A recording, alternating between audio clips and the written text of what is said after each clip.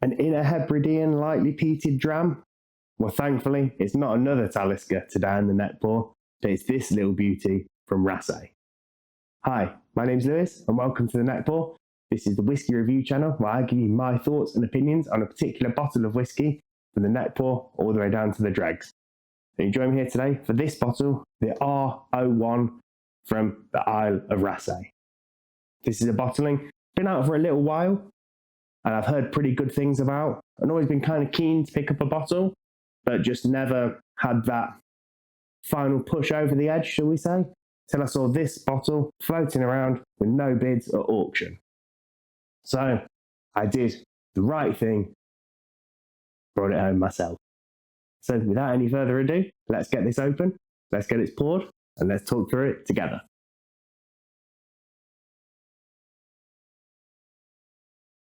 I really do quite like the box for this and the bottle. I think it's really stylish, very distinctive, and really stands out on a shelf. I love the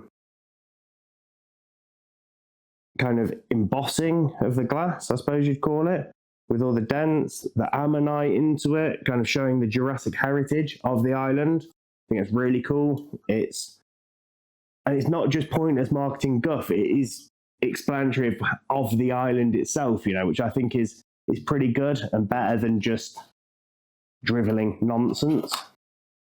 Pretty interesting stuff on here. But yeah, let's get it poured, let's have a little chat, and then let's taste it.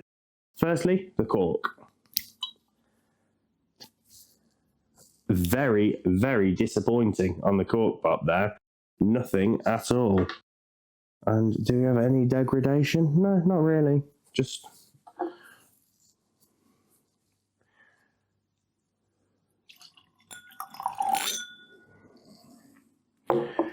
pretty light. Yeah, that cork is only just big enough to fit in there. It's really an easy fit, and to be honest, I'd be a bit nervous transporting that anywhere if you were going to turn it upside down, because it's real loose. Like it does fit just, but I wouldn't want it upside down for too long. So the Raasay, fully natural colour, non-chill filtered, 46.4%. Lightly peated, Highland peat on this one, and it's a mixture of unpeated and peated malts batted together to get that lightly peated, so it's kind of medium peat and a zero peat mixed together. Not quite stated. And a really interesting cask mix on this one. Rye whiskey, chinkapin oak, and Bordeaux red wine casks. Doesn't state whether they are STR or whether they're fresh casks, but based on the colour, if that's natural colour, there's either a fraction of them in there if they are fresh casks, or they're STRs and they were dry. But yeah, very interesting blend of casks there. Each one of them on their own is a bit of an oddity. Then you're mixing them together and there's no Oloroso, there's no bourbon, there's no virgin oak, there's no PX, which I'd say are your four kind of most traditional casks in modern kind of whiskey making. You've got four kind of outliers, and I'm not even 100% sure what chinkapin oak tastes like. I've tasted a few things that have been finished in it every now and then, but yeah, it's not something I'm hugely up on. So yeah, we'll see what this is like. It ticks all the boxes for me in terms of style, but when it comes to the substance, we'll have a little talk about it.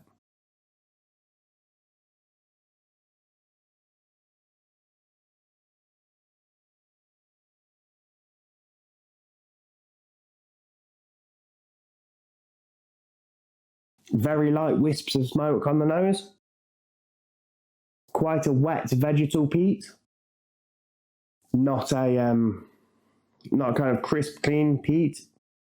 Quite wet,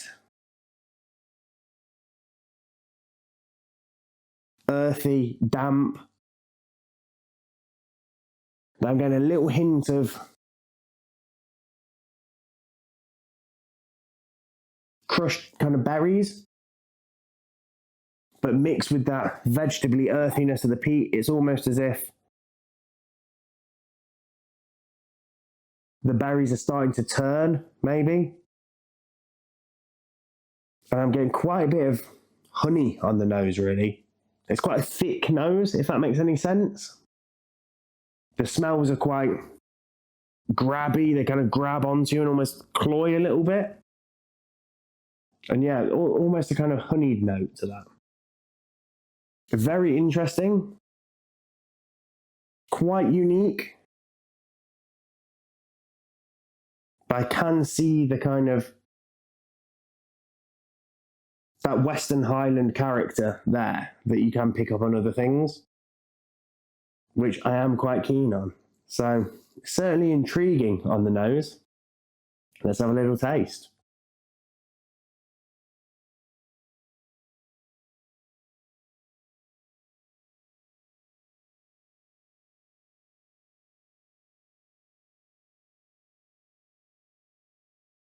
Wow.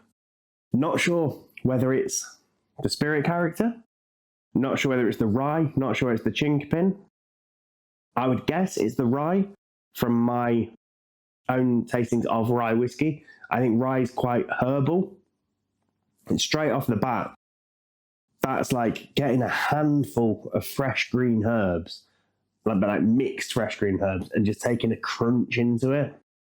It's not one particular herb, but it's just a kind of an explosion of a herby, vegetally flavour.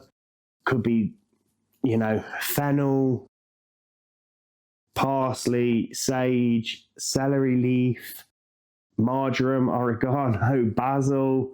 Could be any of them mixed together, just enough that you can't pick which one it is.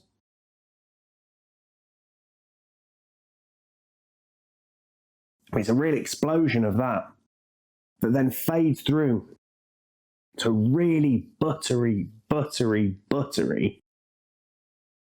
kind of apple crumble, I want to say. But, like someone's made it and they've grabbed a stick of butter and they've lined the pan first with it before putting the apples in. And then there's twice as much butter in the crumble mix as there really should be. And it's not greasy, but it's another gram of butter and it would be too much. It's so fatty, it's so mouth-filling, this whiskey. But it is like a sweet dessert at the same time. Maybe it's like a brandy butter that you have with a Christmas pudding. I'm not quite sure. And then there is a lovely kind of cinnamon note as well there. There's a specific kind of spice that I'm picking out.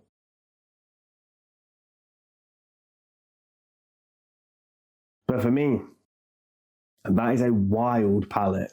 That is absolutely wild. Delicious, certainly. Weird, certainly. What I expected, certainly not. That's really, really out there. And I kind of love it. I kind of really love it.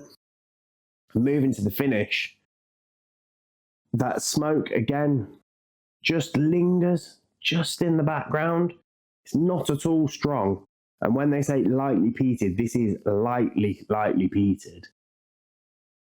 After a glass or two of this, I think you would soon start missing the peat entirely.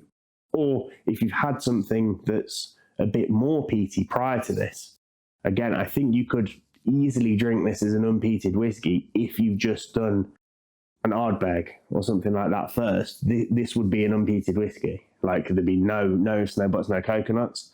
But there are little bits of smoke right off in the background. It's super mineralic on the finish. Super mineralic. That kind of wet rocks on a beach. Salty, briny. But incredibly clean in the way it does it. There's not at all a hint of rot, mold, mulch, rotting seaweed, iodine, any of those kind of things, fish, any of that. Is a very, very clean, like a box of rocks taken from the sea and just smelling all that flinty, granity, alluvial, wet rock smell off them, mixed with that seawater. Stunning. Very honeyed again on the finish, which goes with that thickness and the way it just kind of rolls down.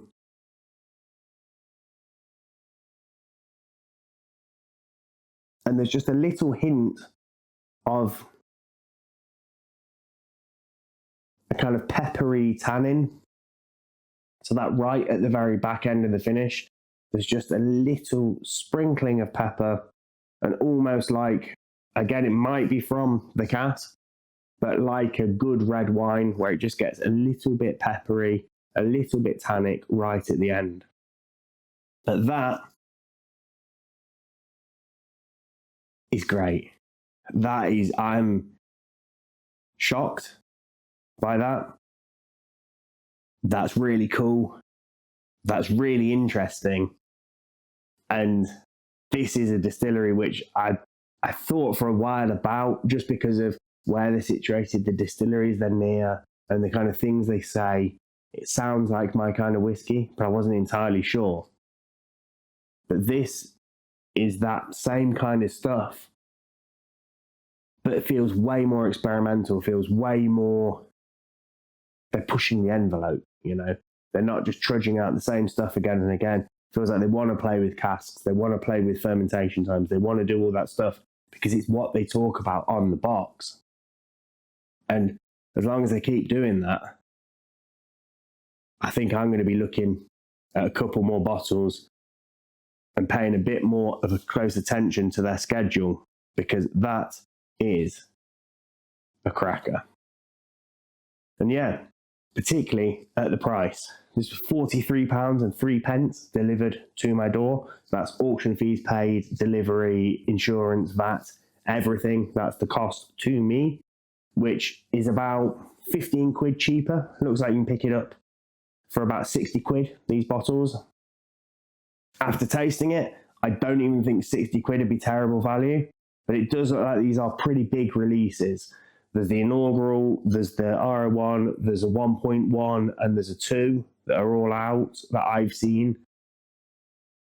And, you know, if you want to pick a bottle up at 60 quid, I certainly wouldn't recommend against it after trying this.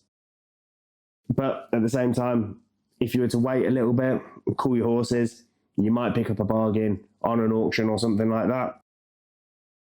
And yeah, this is, wow, really, really, really interesting. Before I keep just going on and on about how surprised I am on this one, because it has genuinely really shocked me, I think we'll call it a day for this one. So thank you all so much for joining me here today. It really does mean a lot to me that you take time out of your day to spend a little bit of it with me and listen to what I've got to say. If you've enjoyed the video, please do hit that like button down below. If you've got any thoughts on this bottle, you've tried anything from Raasay, or are there any of these other kind of distilleries from around the same time period that you think I need to be checking out, drop that in the comments below. I'll be sure to get back to you on it. And if you've really enjoyed the video, I would like to ask, please do consider hitting the subscribe button and the notification bell so you're informed next time I post. It really does mean the world to me. But other than that, so I'd say again, thank you so much for joining me here today. And until the next time, cheers, sláinte, I'll see you again.